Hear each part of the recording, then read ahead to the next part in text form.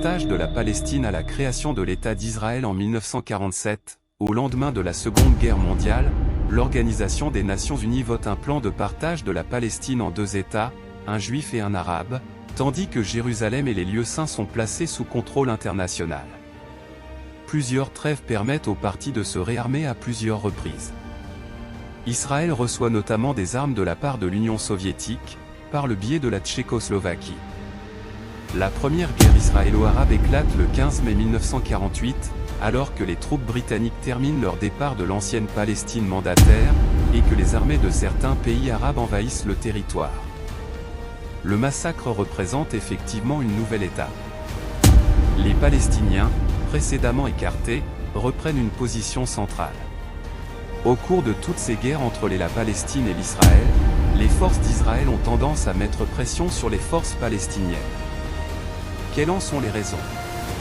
L'élément majeur serait la différence d'armement qui existe entre ces deux États antagonistes. Avant de commencer, n'oubliez pas de vous abonner à la chaîne, d'activer la cloche de notification pour ne rater aucune de nos prochaines vidéos. Les forces armées d'Israël. Histoire.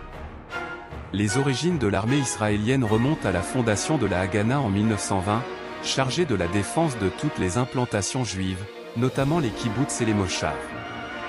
Au cours de la progression du conflit entre les Arabes et les Juifs en Palestine mandataire, deux autres groupes armés, moins importants, utilisant des méthodes terroristes s'il le faut, se forment.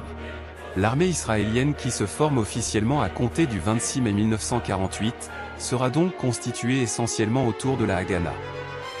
La quatrième ordonnance datée du 26 mai 1948 prise par le gouvernement israélien dirigé par David Ben Gourion, décrète officiellement l'unification des différents groupes paramilitaires sous la bannière unique de l'armée de défense d'Israël.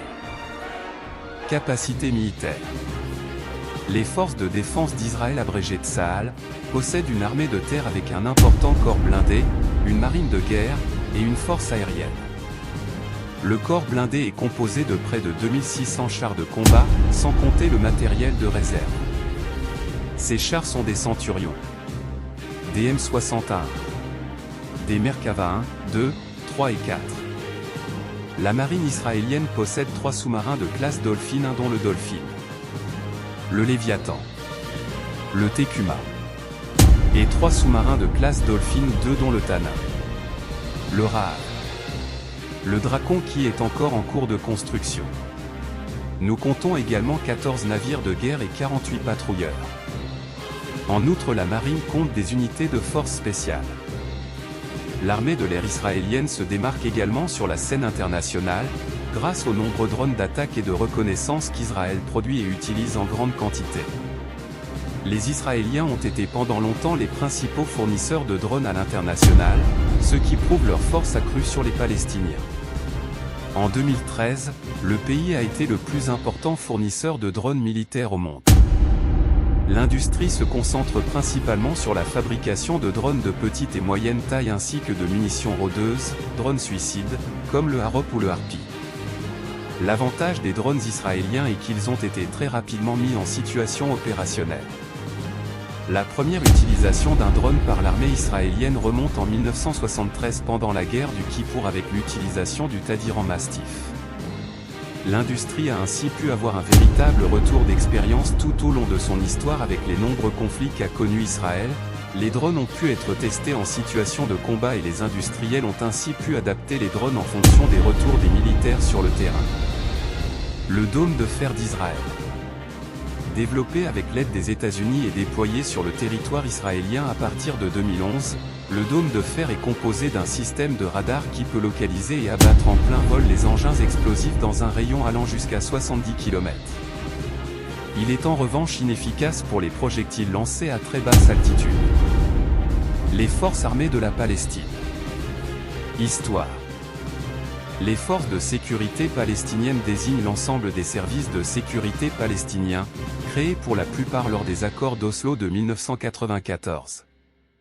Les différents services de sécurité tirent leur origine des milices palestiniennes.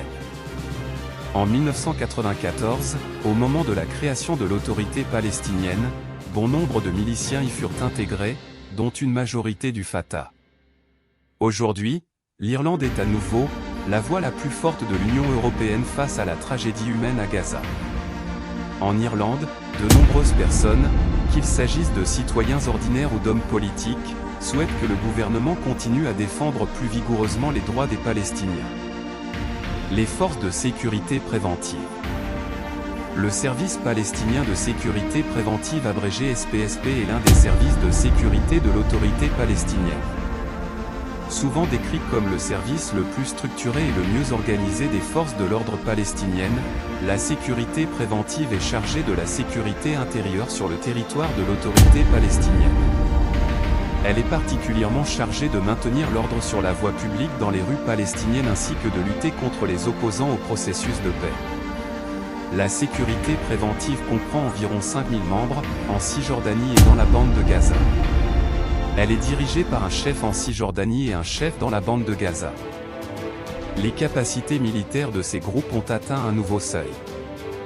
Selon l'armée israélienne, les capacités militaires des différents mouvements contiennent les munitions dont 6000 roquettes, parmi lesquelles, des roquettes de fabrication iranienne Fire 5 et sa version fabriquée localement, les ME-75.